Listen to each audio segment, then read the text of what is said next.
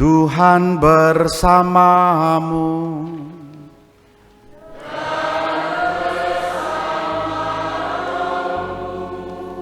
Inilah Injil suci menurut Markus.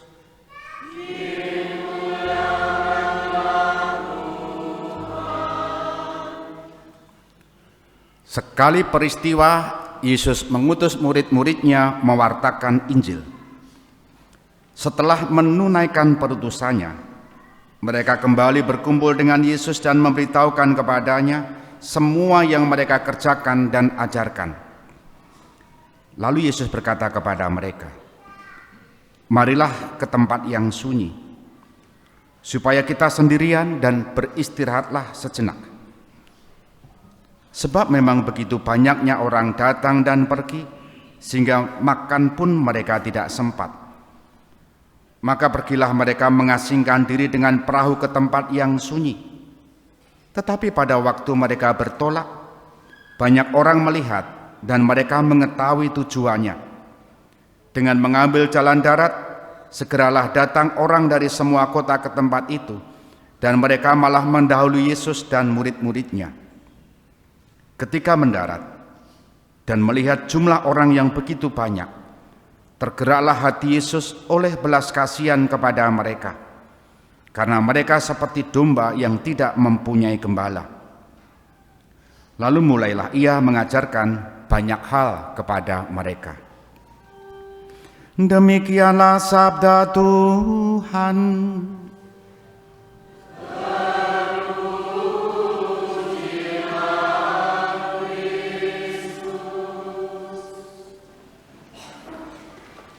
Saudari-saudara, selamat pagi, berkah dalam. Semoga semua sehat. Semoga rezekinya semua lancar, termasuk cicilannya lancar. Saya bertanya untuk ibu-ibu, apa yang dilakukan pertama kali saat bangun tidur? Setelah bangun tidur, pertama kali dilakukan apa?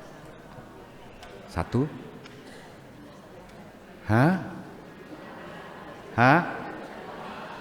Apa? Olah-olah? Apa? Satu? Sing dicekal pertama kali apa sik lah? Kaget aku, tak kira jawab Rosario ngono wae jebule HP to. Oke lah. Mungkin kebanyakan ibu-ibu mesti sing dilakukan adalah entah nggodhok wedang, entah resik-resik omah, betul? Menanak nasi. Ya, ada yang langsung raup nganggo daster, starter motor, golek snack utawa golek sayur neng pasar.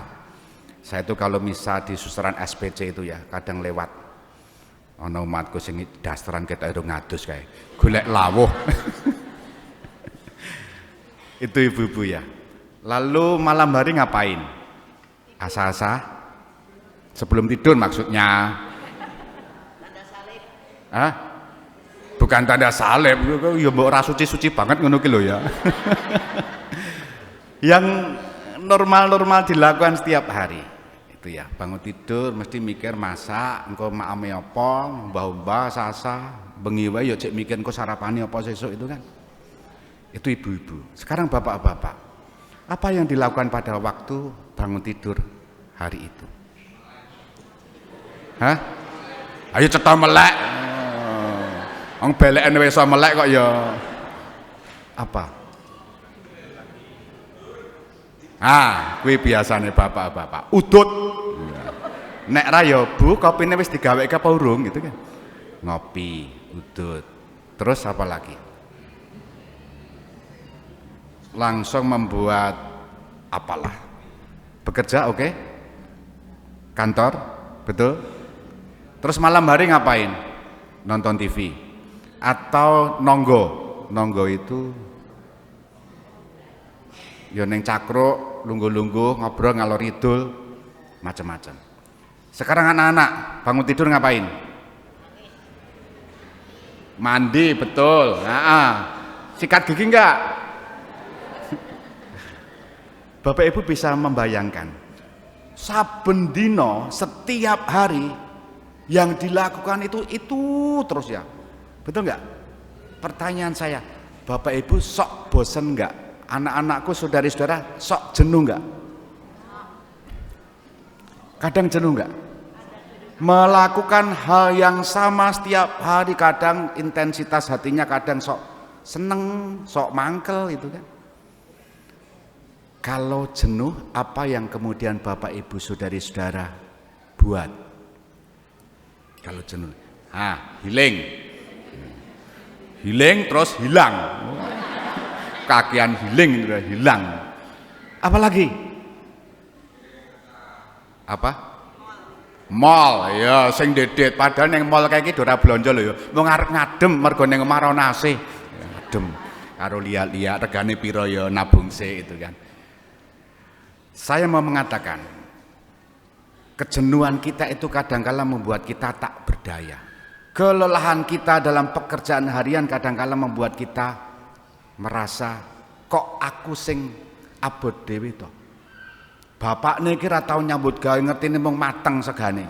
Ibune ki ya merasa ngono. Sebaliknya saling melemparkan. Ada orang yang jenuh lalu healing. Di kelompok-kelompok tertentu healing gitu ya. Tapi kalau sudah healing itu kembali ke rumah seger enggak? Enggak. Yakin wis kesel. Seneng iki mau main foto-foto, update status neng story mau kuwi tok seneng iki. Aku wis tekan kene gitu kan. Neng bar kuwi kesel, duite gene kok mbok lakoni terus. Seneng ki ya lumrah ya boleh saja.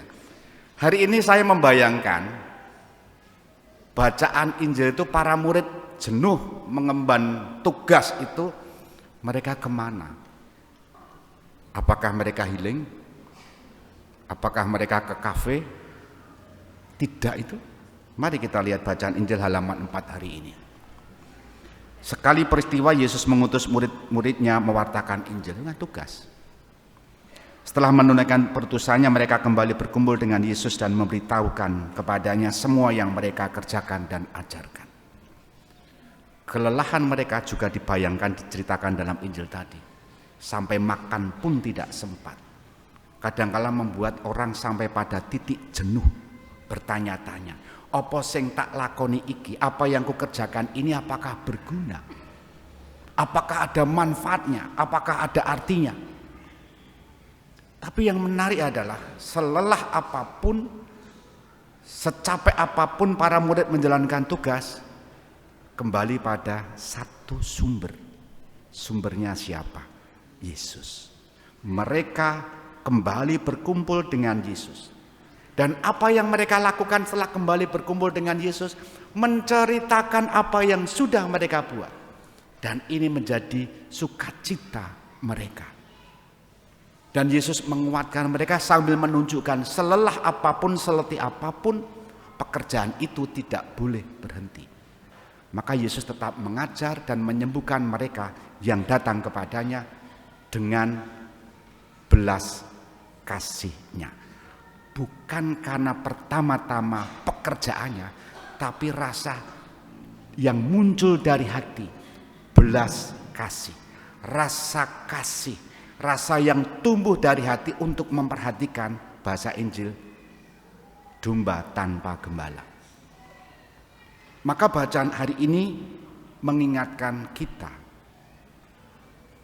kita pun sebagai bapak, sebagai ibu, sebagai pekerja, sebagai siswa, mahasiswa, dalam cara tertentu juga menjalankan tugas masing-masing. Nah, kita mendapatkan inspirasi rohani dalam perayaan Ekaristi dalam bacaan hari ini. Kalau kita lelah, capek, kita diajak untuk beristirahat. Beristirahat sejenak, dan tidak dikatakan di sana pergi dolan, tidak. Tapi dalam keadaan burn out, total habis, merasa habis-habisan, berkumpullah dengan Yesus. Konkretnya apa? Barangkali dalam keluarga menciptakan tradisi begini. Kumpul dalam satu keluarga. Kalau masih anak-anak kecil bisalah. Tapi kalau sudah dewasa, kebutuhannya banyak, kegiatannya juga masing-masing, tapi diusahakan. Temu tidak harus tiap hari, 1 minggu sekali, kumpul. Syukur-syukur bisa menjelang tidur, apa yang kukerjakan hari ini, apa yang telah kulakukan hari ini, kisah-kisah apa yang kubagikan dalam keluarga. Sehingga semua saling menyemangati, dan disitulah lalu ditutup dengan doa. Tuhan Yesus yang menyatukan keluarga. Tuhan Yesus yang memberikan sumber kekuatan dalam keluarga. Maka doa-doa bersama keluarga itu dayanya luar biasa. Oleh karena itu Bapak Ibu, Injil hari ini mengajak kita, mari kita saling menggembalakan. Dimulai dari mana? Keluarga. Kalau ada yang sudah mulai capek, dikuatkan di situ. Kalau ada yang sudah mulai jenuh, dikuatkan di situ. Ini yang pertama, bisa dipraktekkan di dalam keluarga. Dan saat-saat letih berbagi. Ada satu keluarga yang membiasakan anaknya, kalau setelah pulang sekolah ceritakan apa yang dialami di sekolah. Sejak kecil dididik, diajari, lalu sampai sekarang mesti cerita. Dan itu menjadi habit, kebiasaan yang bagi saya bagus. Ada komunikasi di situ dan saling menguatkan dan meneguhkan di situ. Ini satu, bisa dipraktekkan di keluarga. Yang kedua, dalam segala pelayanan dasarnya motivasinya adalah kasih. Tidak ada tendensi apapun.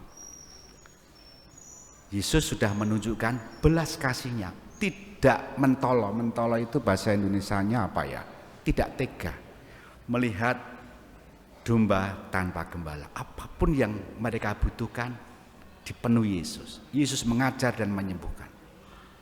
Ini memberi inspirasi kita pada momen hari-hari ini, bulan-bulan ini yang masing-masing lingkungan mencari prodiakon itu tidak mudah. Kalau semangat yang dimiliki adalah kasih, ada begitu jiwa-jiwa dalam satu lingkungan, satu paroki yang membutuhkan kehadiran prodiakon, itu menjadi motivasi yang kuat. Meskipun baru sedikit, tapi dalam perkembangan akan dikuatkan di situ. Ketika melihat ada kebutuhan akan hal itu. Kebutuhan pelayanan terhadap apa? Mengirim komuni kepada orang sakit. Memimpin beberapa ibadat. Dan motivasinya adalah seperti Yesus. Belas kasih. Ora mentolo. Aku umatku akeh semene mosok aku ora wani dadi prodiakon. Wong prodiakon wae mung pirang tahun? 3 tahun, 3 tahun itu seperti nek wis kelakon kaya sak kedrepan moto wis rampung ngerti-ngerti. Engko yang kurang tanduk sak periode meneh. Nek wis 2 periode ganti liyane. Maka semangat mengembalakan harus dimodali dengan rasa basa Jawane ora mentolo. Nek gereja iki aku ora melu cawe-cawe. Mari kita saling mengembalakan dan menjadi gembala bagi mereka yang membutuhkan kehadiran kita. Kita hening sejenak.